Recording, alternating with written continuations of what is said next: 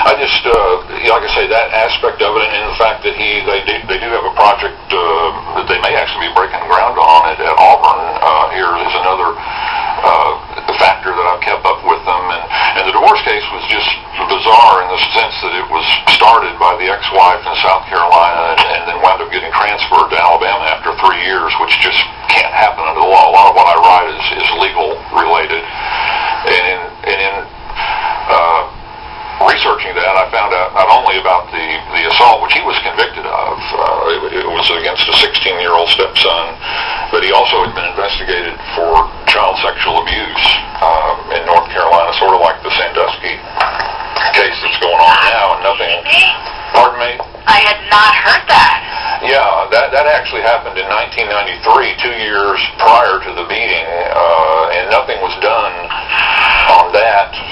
Well, I say nothing was done. An investigation was done. The family went through counseling, and there's some very disturbing stuff related to that. Oh my God, no, I was not aware of any of that. Well, it's pretty alarming, and that's why I'm calling, not to be, it's just what a journalist does. My background is I've been a reporter for 30 years, and I've looked at this extensively, and I've talked a lot to, kind of like, I've not met his current wife, but I've met his former wife, and I know they have 2 daughters here. They'd actually been on food stamps. I mean, the divorce decree was so one-sided in Mr. Rollins' favor that his ex-wife and 2 daughters are on food stamps.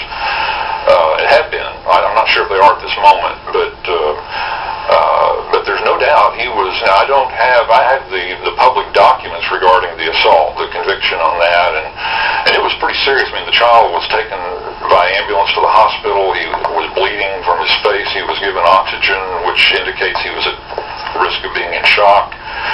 I mean, it was a profound beating, and not just touching somebody on the arm or a shove or something. And then and 2 years prior to that, there had been apparently just a third party, I don't know who, had filed a complaint with social services in North Carolina, had observed something, and a social worker came to the house 3 times and went through a process, and they went to a psychologist at Duke. I know the wife did, ex-wife. And, I mean, it was pretty serious. And well, if you could, send me either, links to the public filings or anything that you're able to share, I would certainly appreciate that, because it certainly sounds like I need to do a lot more digging, but I wasn't aware of any of that. Well, I'd be glad to. I have written about the assault case. I haven't written yet about the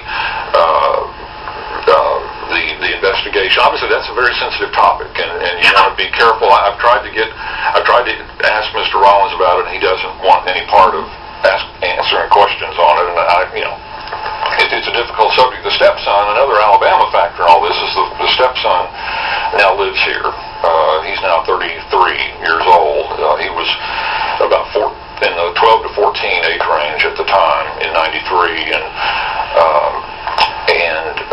most of the it's very hard to get public documents on allegations regarding any sort of child abuse. So that's kind of kept under wraps. But I have statements from 2 different, not just the ex-wife, but another family member who's confirmed that there was an investigation. And I certainly would be glad to keep you apprised, and because I know, there have been $380 million worth of investment, I guess, or the figure. I've read different figures, but substantial assets, and it may be proper, but I just I figured you all were not aware of this, and as a journalist, I felt like I had a responsibility to ask. Number one, his market sounds like is young people and their parents. Well, yeah, absolutely, which is what makes it so concerning. In the 18 to 22 range, and so that's one. And just to, I know I'm probably kind of catching you off guard with this issue, but just in general, can you? I mean, this is a concern, obviously, to you, and you know the investment. Here's what I would say, Roger. I certainly would not comment on anything you just said, because I haven't, done any homework on it. As I commented earlier, the things that I knew about that I've asked him about personally, that's as much as I know, but I certainly would, I certainly will research this and, try to get some more color around it. But I think the broad question you're asking is, hypothetically speaking, in any public company CEO situation where a CEO was accused or convicted of these kinds of things, how concerning would that be to investors? The answer is it would be very concerning. Well, that's a very fair response. And one other, I know your time is short. I'm actually running a little bit late for a meeting. But just one other element in his divorce case is and I have written this, he signed a document that it's a child support affidavit in Alabama. It's called the CS-41, where he or anybody is supposed to put down an accurate statement of their income, and he put down $50,000 a year was what he made, and that's what his child support is based on, and why they're on food stamps. And it very clearly states this is under penalty of perjury, and it's a very serious document, and he put down, in my understanding, he's got like 2 or 3 private planes, and he just doesn't live the lifestyle or have the appearance of someone that makes $50,000 a year. Yeah, I can't comment on that at all. I just don't know.